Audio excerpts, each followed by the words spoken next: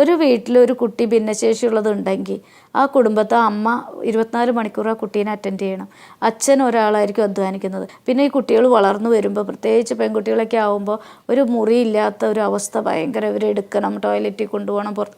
ഞാൻ ശരിക്കും കണ്ടറിഞ്ഞു ഒരു ഭിന്നശേഷിയുള്ള ഒരു കുട്ടി ഒരു വീടില്ലെങ്കിൽ, ഒരു സൗകര്യം, അടിസ്ഥാന സൗകര്യം ഇല്ലാത്തൊരു കുടുംബത്തിൻ്റെ അവസ്ഥ.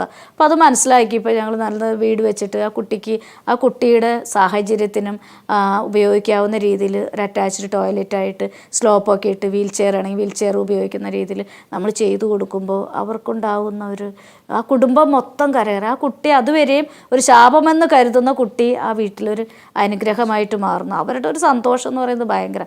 അപ്പോൾ ഞാൻ എപ്പോഴും പ്രിഫറൻസ് കൊടുക്കുന്നത് ഇപ്പോൾ ഭിന്നശേഷിയുള്ളവർക്കാണ്.